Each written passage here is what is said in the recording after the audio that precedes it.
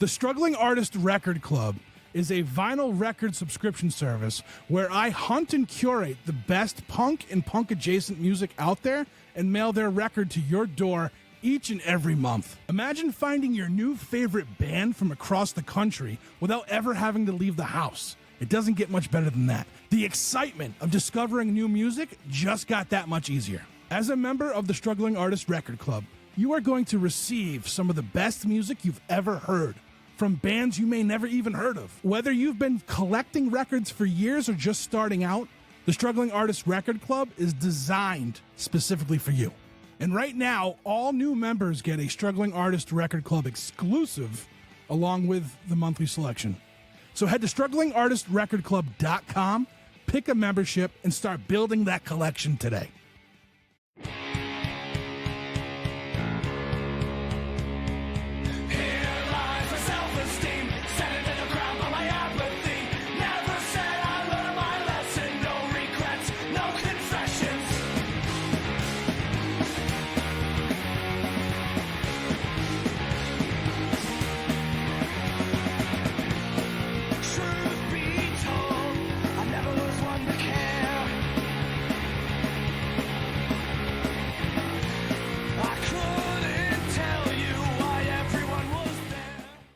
I want to start by saying I've been chasing you guys for a long time. I'm really excited to have you all on. We are very happy to be here. We've been wanting to do this for, years maybe? Yeah. So I'm glad we could figure this out and get it all set up, and it seems like it's at a good time for you guys with a new album coming. You know, this will drop the week the album. So this will drop the Monday of the week that the album drops. So we won't give away too much so people can go listen, but we will talk about it enough. But I do want to start with this. Y'all have been around since what, 2009? Correct. That's a long time. That's a long time, and that's awesome. Now, did you guys consider, like, I talk to people a lot, and I talk to, about different projects and how things work. Would you consider yourself a collective, or are you guys like, it's you guys? A very exclusive one. Yeah, it'd be a collective that started as 3 and is now 5. Yeah. So let's break that down. When did you all start adding people, and what was the vision from the very beginning? Can I try? So, Braden, Jack, and I were all at UMass Amherst. They played in another band called Orange and the Spokes. I was in a band called The Frills. We kind of crossed paths a little bit. And one way or another, Brandon did kind of come to, at least me, and I think also Jack, with this vision, summer of 2009. And we'd been playing plugged in music or what have you. Somehow the idea became we would like to be able to play in your living room or your backyard or your basement or on a bus or whatever, without any gear or anything like that, and just, shout at strangers, etc. Wanted people to hear the lyrics. Well, yeah. And I think, things have changed a lot in a couple of different ways in the many years since that. I feel like we got off to kind of a strong start there, because you can, practice anywhere. You don't need a practice space in the same way. You can still get the cops called on for your acoustic jams or what have you, as we discovered. But, so I feel like that shout real messages at strangers thing kind of carried us for a while. It's maybe 2015 with the Johnny Cash thing. We moved from Amherst to Boston. Yeah, at that point, Megan and I were playing in a band together, and I heard tales of this time and place. And I thought, oh, that's interesting. They don't have a drummer. I play the drums. We never needed a drummer. We'll see what happens. Just guitar crashing. That's the snare part. Exactly. But then, I was hanging out with Jack and Brandon. They would come around, and I'd say, oh, these are good dudes, and I like them, and it seems like the idea maybe started percolating, that maybe some kind of drummy percussion element could be added. But it really started when the three of you had this idea for a Johnny Cash set and asked me to do drums for it. And I was like, yeah, sure. And then it worked really well. I thought we worked well together. And it just kind of fell into a 4-person thing at that point. Yeah, well, when you find a good drummer around these parts, you really just got to get your talons into them. Just never let go. So once we get that guy, Thomas Locke from the outside, buddy. Once we find a good one, we'll let you know. Fooled you. And of course, we have known Ryan for just as long as we've been a band. And he was just the first and best way to go about for lead guitarist and musical mind. Originally accordion, importantly. Yeah, that was the first thing that I ended up doing with you guys was, I think, the split. Not the split, I think it was Long Haul. it was Long Haul, that's right, yeah. Yeah, our last album came out 10 years ago, our last full length. Ryan was on that, I think exclusively on accordion. I think just on accordion, yeah. And it was thereafter we sort of shifted gears from just being, an acoustic band that found a drummer to doing, like, hey, let's just do full punk rock. Which I don't know if anything happened in the news in 2016 that might have spurred that on, but Can't think of a thing. No idea. So we got a lot angrier and a lot louder very quickly. Right on. Right on. Now, are you all, three of you met at college, or did you know each other prior? Medical. Met at college? And are you all from the general area, like now? Like, do you all live in the same area now, or are you all... Broadly, Mike and I both live in Watertown. Yeah, okay. I'm in Framingham. Somerville. Maynard. Okay. Metro West, Greater Boston now. So, yeah, that's you know what I mean? I'm from Massachusetts. Megan is from... St. Louis, Missouri. Okay. Proud transplant. Yeah. Right on. I gotta ask, so like, there's this thing, and I don't know if you guys happen to, like, if you guys listen to the show at all, but recently we had our May episode for the turntable, and Troll 2 was one of the bands that got brought to the table, and I named off a bunch of people, and you guys were one of them, where I talk about like just the music, like it has this like what I consider like an old New England feel with, like, and especially like, but like with current issues, right? With the current problems that we all face as people, and with that New England kind of aggression behind it. And that's a really good way, I feel like, to like kind of talk about like the folk rock, folk punk scene in New England in general. Is just like, because like I think a lot of people get misconstrued with New England and rich people and foliage, and you know what I mean, coastal towns. But like there's a much different, there's a more working class side of it that keeps all that going. That's the original recipe for it. What's that? You were here first. Yeah, so I personally love like this style and what you guys do. I mean, I wish it was, I wish we didn't have these issues we had to sing about though, right? Out here in the world. But like, I think one of the best ways is to express like that kind of thing is through art and through music. You guys are one of the best that do it in this like, I don't even know, I wouldn't even like, in just this format, you know what I'm saying? I thought you were going to say in this like late stage capitalism post-apocalypse or something, but yeah, no, thank you. That too. But so when you guys first became a thing, like, was it like, I don't know, because I see, I don't know, I think it's the storyteller in me. Like, I see something and I just like completely go in a direction with it. So like, did you have this, like, because when I think of your band, I think of community, and it could be because of like the gang vocals or whatever, but like I feel like, and what you sing about, like I feel that sense of community just from listening to your music. So like, was that part of the plan, like, or were you just kind of like figuring things out along the way and it happened to go that way? Both, I think. I mean, like there was like a short-lived predecessor idea to this thing called 22 Collective, which was sort of going to be a collaborative art rotating performance thing, just about bringing people together, not a band in particular. Yeah, we'd have bands out, we'd have brewers out to show you how to brew your own, whatever. We had a shared library, tons of stuff. That was back at UMass. So yeah, no, it's always been part of our identity. But I would say, as much as we love community, I think we fucking hate bullies more, and that's been kind of our whole, like, part and parcel of who and what we are.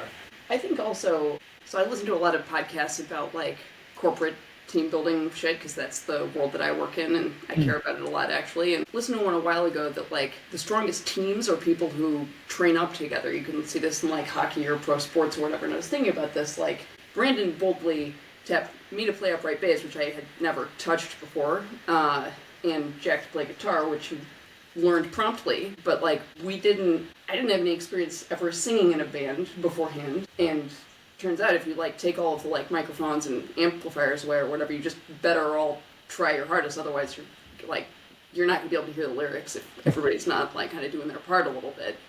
And so I feel like that kind of probably went a long way.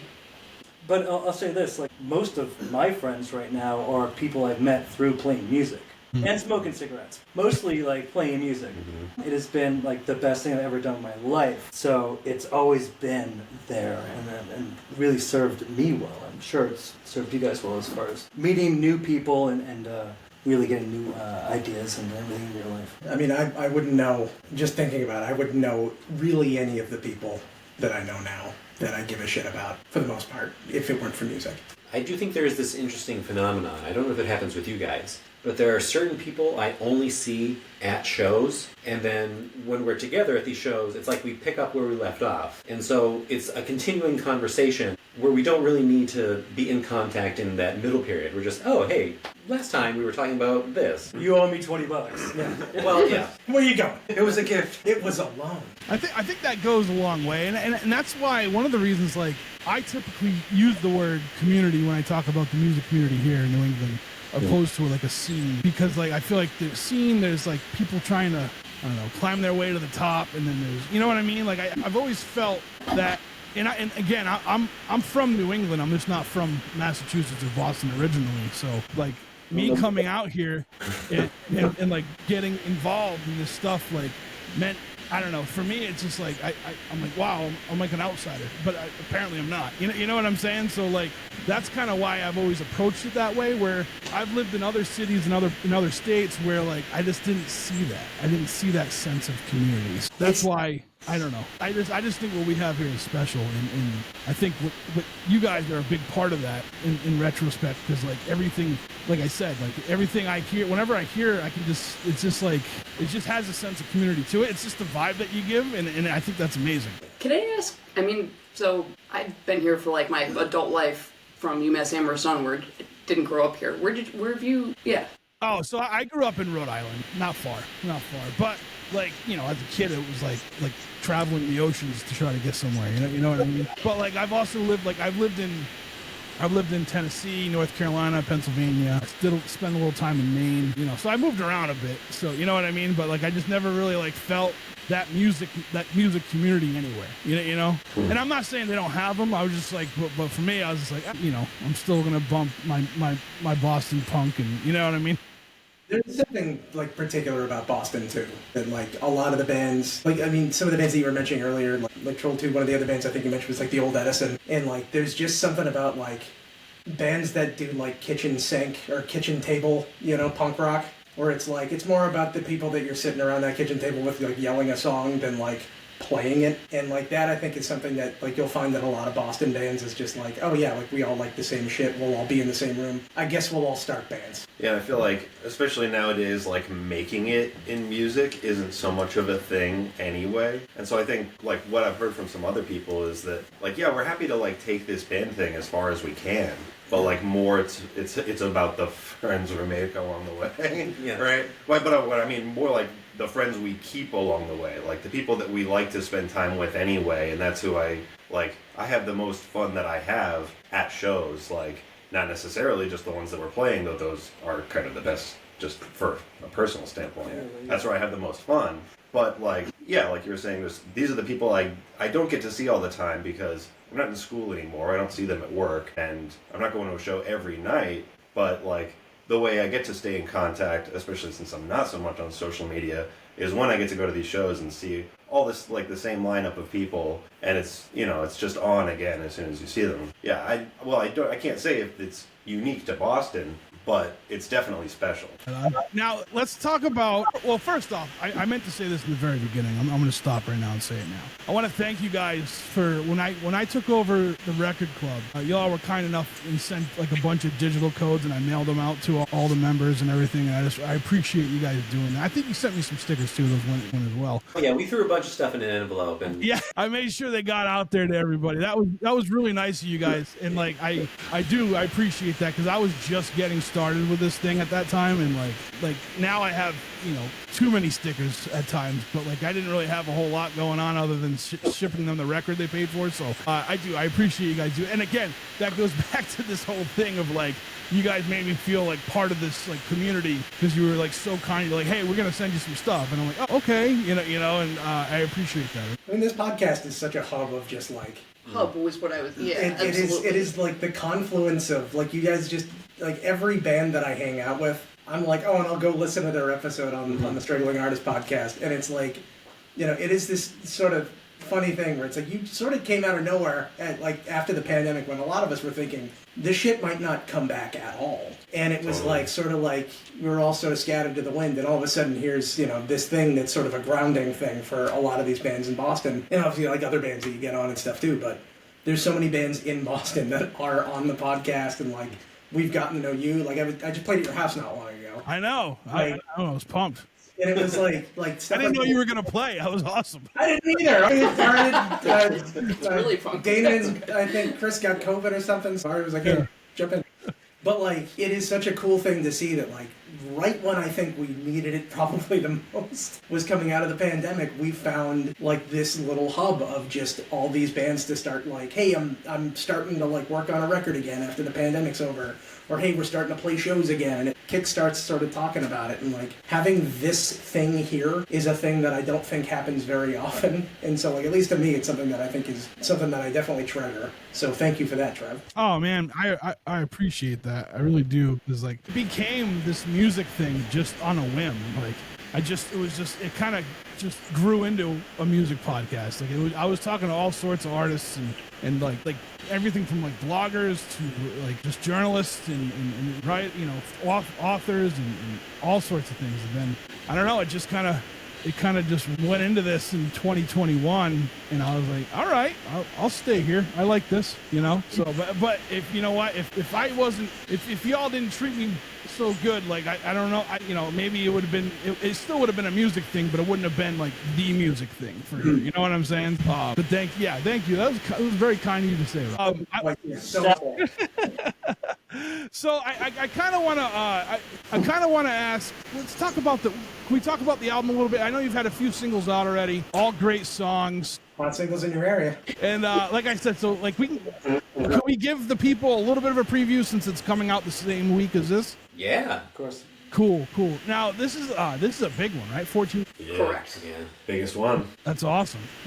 What I mean, given this dystopian world that we live in today, I mean, were these songs, any of these songs were hanging around for a while, or they all kind of just came So I've been wanting to talk about this. Yes. I'm hoping you can help me process my feelings. Sure. Let's do this. There you go. We started tracking this album July 2022. Some of the songs are much older than that. Some of them were extremely fresh by that point. It's obviously now middle of 2025. I don't think I've ever made anything more topical or like meaningful to me than this album. But like, what the hell is going on? Yeah. I mean, I think there's something to be said for like protest songs are evergreen, and it sucks that has to be the case. Yeah. Like, so earlier single, Flag's serious, kind of intense Brandon solo song. It's pretty critical of the healthcare industry, there are no two ways about it. We recorded this like way before, you know, anything dramatic happened in a, you know, outside a hotel. to anybody to do with, you know, healthcare CEOs or whatever.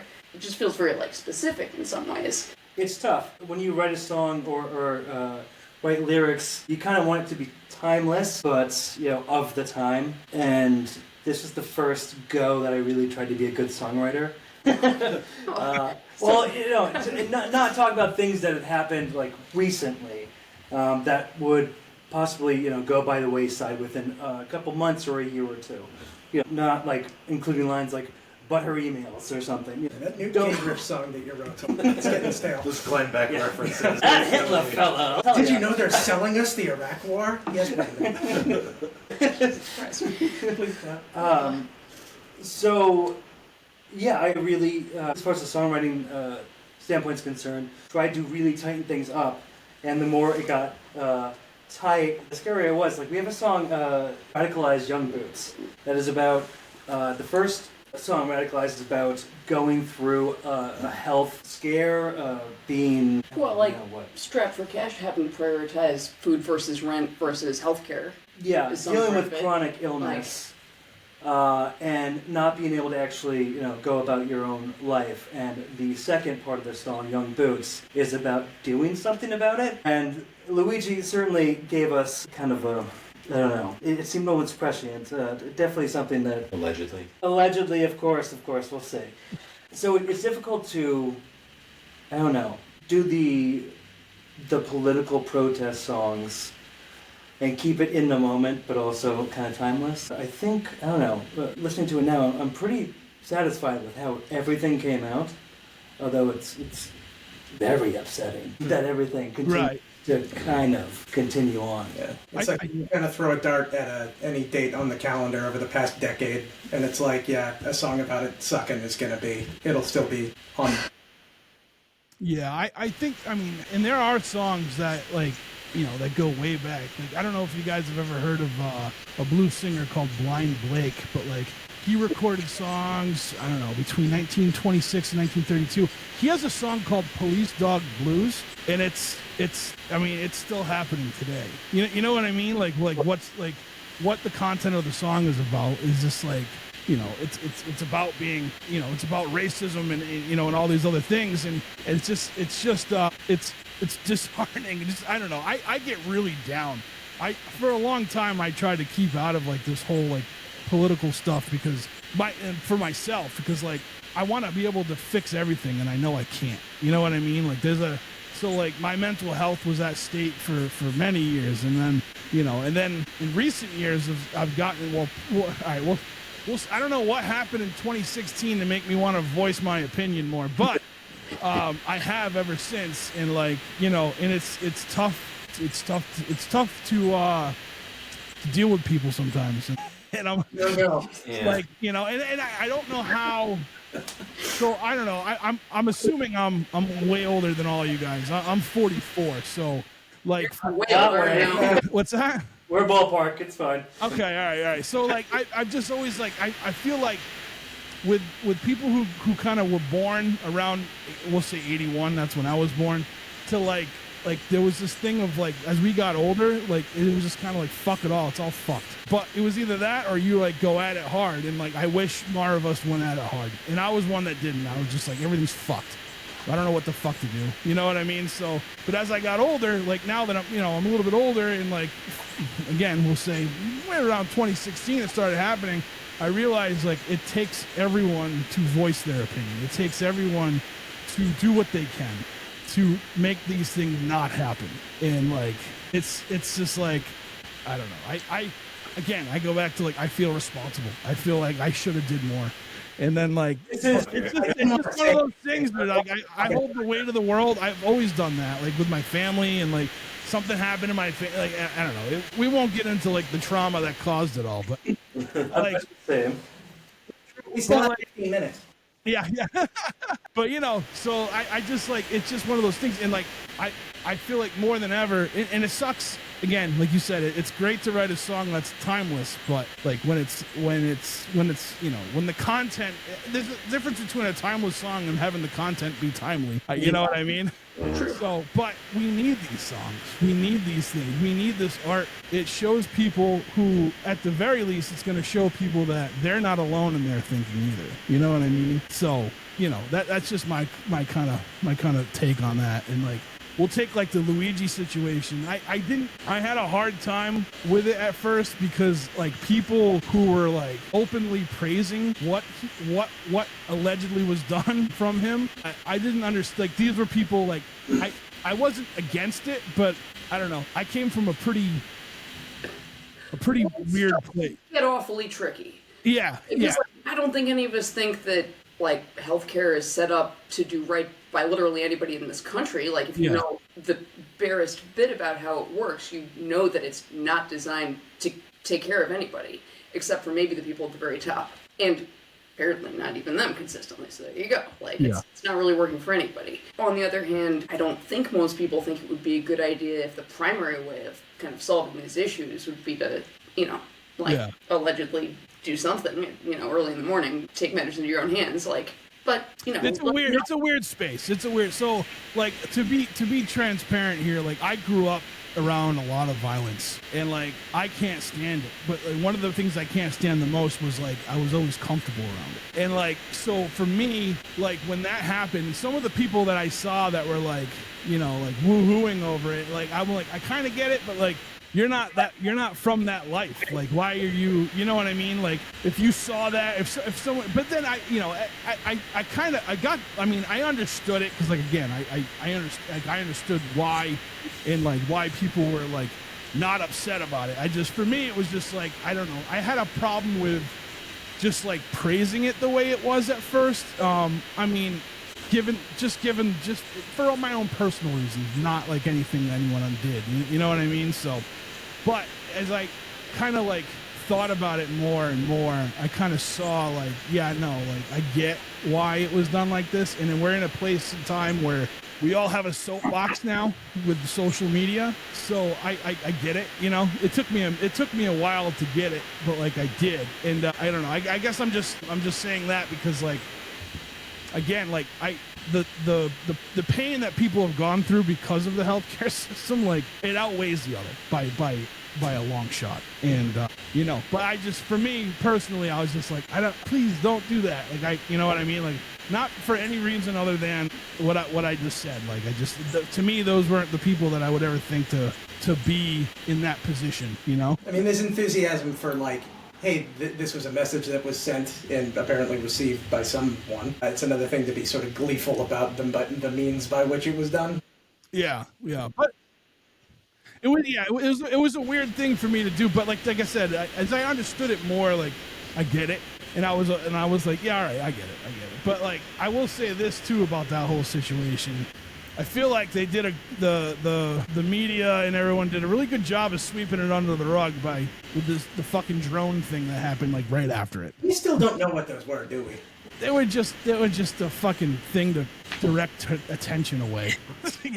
2 days, everyone started agreeing with the whole thing, and then it was wiped under the rug. Yeah, that was the weirdest part. Like you had people, everyone was agreeing with what was going on. An impartial jury. That's all I'll say. So, but I feel like it highlighted, the Glee for sure, like sort of highlighted the fact that like we don't have like healthy, normal, effective channels for like doing fucking anything. Correct. Maybe you can be a lobbyist and then you can nudge somebody or get somebody in your butt. But like, the fact that everybody suddenly seemed to feel like seen and heard. It's like the frustration being voiced. Yeah, when there's like, it's a high pressure situation that we were all in all the time, then like a little steam comes out. It comes out loud, it's, this wasn't necessarily the best avenue or the best way, but it's definitely indicative of like, where we're at. Like, and especially how much people were like, well, not everyone, but a fair number of people were like, yeah, like, and like, who that's doesn't not have necessarily good. Yeah, like, who doesn't have a horror story about, health insurance? Yeah, for sure, everyone, and they need to do. I don't know. They should hopefully. Well, it's always going to be privatized, so people are always going to get rich off of it, and they're going to make this sticker. Anyway, I want to go back to the album. I don't want. All right, you don't just U.S. healthcare forever. I apologize that I went in this tangent about that, but again, like going back to what I was just saying about y'all, like your music makes me want to like get out there and do more too. You know what I mean? Like it's great. It's because again, it makes me feel like we're not alone, and we have and there are other people out there that want to go out there and fight the good fight. Yeah, let's get back to the album though. So you said 2022-ish were when you started writing some of these songs, and then 2022 we started recording. Oh, we started recording. Yeah, so we kind of came together late 2021. After COVID and we weren't able to play or do any shows or anything, it was kind of a mess. I told them I had about 25 songs, and I was about to start fostering little girls, so I was hoping that we could put them out before she was placed in our household. So that really put like a time limit on what we could do. And all four of my compatriots here busted their asses for the next year, certainly the next 6 months. It was just 2 to 3 practices a week, one-on-ones, the whole thing. trying to figure out my lyrics and the songs. Luckily, they're very easy. And I think we were scheduled to actually do it over Memorial Day 2022, but Jack gave me COVID. So we had to push it. Early birthday. Thank you. Squeeze a few more practices in before that. Yeah. It was really on. So yeah, we pushed it to midsummer, and that's when we got the majority of 10 songs recorded or so, and then we just kind of went on with that. Yeah. Several more sessions. All recorded in Medford. Yeah, I should mention, so there's a place in Medford that doesn't advertise except for through word of mouth, so I guess this is some of that, but it's called the Soul Shop. That's where we've been recording this thing. Our secret sixth member, at least for this album, Elio DeLuca, put in a ton of work after we were actually broadly done with this whole thing. Get wrangling, like, horn parts and organ and keys and stuff and Just every backing bit and vocals and, piece. like... Just Yeah. corralling all of it. So I think it was actually technically this last fall that the very last bit of backing vocals got put down.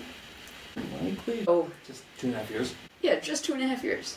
That's like practically running around by itself. It's like, you It know, was potty a trained bit at that of point. Chinese democracy for us. Like, we just want to make everything perfect.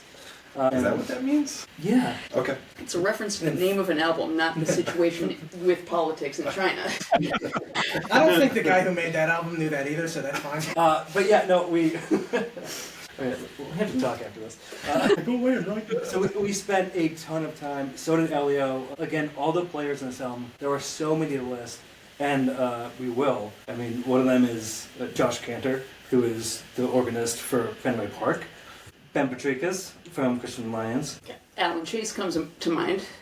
Yeah, I don't know. We don't need to name drop Of like course. fancy people that we But- only know But, because Elio wrangled them for us. But So- Zoe from Troll 2, Bill Berry Yeah. from Bill Berry's Borderlands. on there. Yeah. Heather from Pink Sloop. Yeah. Ben Stein. Mike Dunn from Blind. I mean, just constant sessions.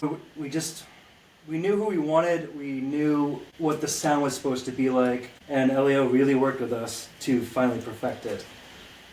Recording this thing was also sort of bananas, like steep learning curve at the beginning, because the idea was to make like a kind of like a naturalistic folk punk record. We'd done other things that were, sort of amplified and stuff like that. But the idea here was to somehow, have us crashing away on our acoustic instruments with the loudest drummer in the world also live in the room and be able to capture that and have the whole thing feel energetic and natural, and that's a little tricky. I think we learned a lot over the first few kinds of sessions. It was recording in like a totally different way than we've ever done before, for sure. What was the question? I'm sorry. So back to healthcare.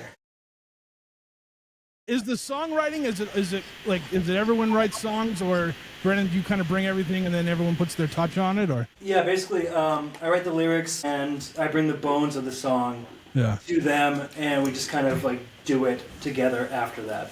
Do you see the lyrics first, or do you hear a melody first? I'm typically always writing, so I have a notebook Okay. full of something, and if I'm playing something on guitar or banjo, like a line will just like hit me, I'll remember it, and we just kind of work from there. Yeah. And yeah. I'll just work from my stack. I don't know if you know the running gag with this podcast, but I write and I don't know how to write a song, and like I said, this is like, Me both, buddy. yeah. Once I figure it out, I'm ending the podcast. Like that's kind of like the running joke here. Good. One of the things that I've learned is We like kings. May I suggest the chord C? right on. Yeah. So I mean, you guys sent me the link to the album. I had a chance to check it out. I can't wait for it to be out there for everybody to listen to at the end of the week. The end of the week, when this drops. But like, it's a lot of songs. It's awesome. It's a lot of songs. Are you guys gonna do any physical media for this one? At some point, Yeah. we'll be Like there- dancing? there- Oh, that's cool. lyrics and chords, because Yeah. these are not complicated songs. Anybody who wants to play them, I'm right here. well, I'm not saying it's not. They're incredibly meaningful to me, but There's they're a lot to be supposed to said be for good fundamentals. accessible. I know Like what if she they meant. are. I just hate when we argue on podcasts. Or like 2009 mission statement was simple songs anyone can play, so they know they're not alone. That's in the it. chart. Like, yeah, there you go. So that's going to exist at some point. Okay. No Yeah. specific plans around like. I mean, CD, LP, like vinyl. people Vinyl one day. someday. Yeah. Yeah. Right on. So it seems like Brandon, you write a lot. You said that you're just constantly writing, writing songs. So this isn't the last LP from Time and Place. I'm taking it. Yeah, I think I got a few EPs left. Again, we started recording this 3 years ago. I have a few more songs. Yeah. A couple things have happened since we wrapped on this album. Just when I'm thinking about fucking world pulls me back in. Probably had the foster kid on one of these albums playing or something. But yeah, no, it's been such a wonderful experience to share this with, the band, with these people who I do consider my family. It's been really great artistically to be able to do the thing, write the songs, see it actually come out and be fleshed out, and see everyone's individual stamp on it, and to see it have life breathed into it. So yeah, I may have lied to them that this would be my last album, but yeah. Whatever it takes to get the... Yeah. Get I think we're everybody used to it. I'm an old, cis white dude. No one, really needs to hear too much. But we still got a few songs, and again, now that I have a daughter, my perspective has changed and switched so much. I'm writing from a different perspective and angrier than ever somehow. So yeah, I think we're not exactly finished. Good. Yeah, I was just gonna say that. Oh, what show? About the show, I'm super excited to play this front to back. So, album's coming out this Friday. Yes. The 21st. No, on the 20th. 20th. Yeah. 20th, yeah. Or 10th anniversary. Well, Yeah. yeah. Our quinceañera. Pretty good for a That's driver's what that license and That's I'm gonna put on a nice frilly dress. Oh no. Yeah, it is. You're right. It's been in the pipeline long enough that we've been slowly trickling the songs into playing live at our shows. So people have seen some of them already, but there's the bulk of them that are still unperceived. So, on Saturday, June 21st, we will be playing this thing top to bottom. We're practicing. To me, that feels like a marathon because it's 14 songs, but I'm sure we'll be in tip-top shape by the time it's happening. Oh, looking forward to that part too. Trevor, would you? So the lineup of the show, Sure. is us, I believe. Yes. Yeah, no We're still particular on. order. I'll be there. But Check my notes. Christians and Lions, Lenny Lashley, and Evan Greer. Nice. We're very, very excited for all those acts. I grew up on all of them, and it's so nice to actually have them all in. Sitting on that like a church fire for the past couple of weeks. Well, where's it at? Where's the show taking place? at the Canadian American Club in Watertown, and yeah, pretty excited about it. If you haven't been there, it's great. You've got to go. Yeah. There's a vibe. Yeah. If you're planning for the days of a VFW hall show, ooh buddy. What time does the show start? You'll have to check our social media for the for the details there. We're not sure. Not too late. Party time. Sun might be out, might not be. Yeah.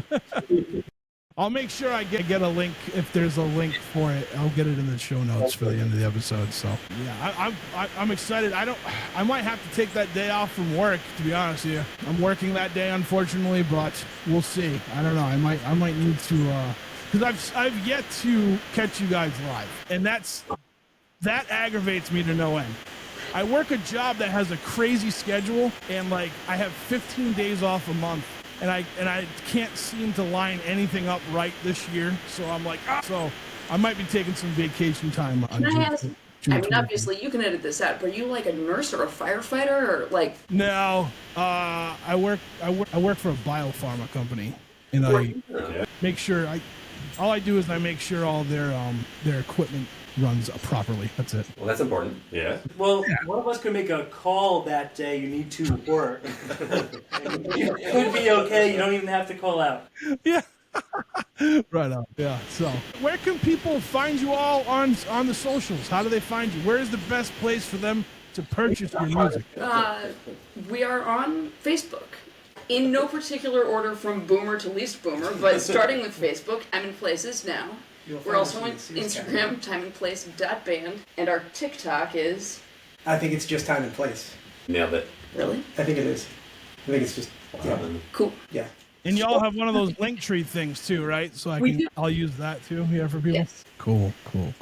I don't know. I can't wait. I can't wait for this album to come out. I can't wait for people to hear it. I like I said, I've been I was chasing you guys for a while. I felt a little rejected, not really, but but I was like, I felt like I was at the point where I was going to start bothering you guys to come on. That's why I was like, so Ryan had told me, hey, it's time. I'm like, all right, cool. This is awesome. On our end, it was like, you really need to go, like, ask Trev when he has time. And I'm like, yeah, I'm nervous, though. He's got a lot of people that come on the show. No, I'll always make time for time and place. You know, you guys, you're great. You're absolutely great. And I'm sorry I haven't been able to check you out live yet. So, Well, we'll see you Saturday. hopefully. What are you going to do about it, Trevor? I can have you come play my house. Ryan's done that. It's a decent time. Maybe we can fix. There's one. We're doing one this summer. Maybe we can talk about it. Are you guys before we leave? Are you guys planning on doing like? I mean, it's got to be hard to book a lot of shows when there's 5 of you and everyone has lives and families and all that stuff. So, but is there like you guys have any kind of I don't know, update or not update, but like, are you guys plan on doing any sort of touring for the album at all, like little weekenders or anything? Touring might be an awfully strong word, but we do have some sweet stuff planned for the summer. So we'll be at the Sill with. What date is that? July 14th. We're going to be at the Silhouette. Is it really the 14th, not the July 18th? 14th. It's a Monday. Oh yeah, that's a Monday. That's going to be with Taillight Rebellion and Sunny Jim. That'll be Old fun. friends. August 3rd, we're doing something at the Jungle. With the Only Humans, great folks. And then on the... August 8th, we're up at the Shaskeen in Manchester with, get this, Tiger Man Woe and High Water Haulers. Like, come on. That's gonna be so good. Yeah. And then I will say Our this about great friends. We love them. Because I hate playing after both of those the things. Shaskeen also has great steak tips. We I better be encourage open. everybody get a pre-show meal, then come dance and sing along. Oh, it's gonna be a great summer. Well, thanks, Dad. Well, I thank you all for coming on and talking with me today. Like I said, this was like, you guys were like on like the list. I was like, I can't wait to have them on. So I appreciate you guys taking the Thank you time. so much. Thank you so much, Yeah. seriously.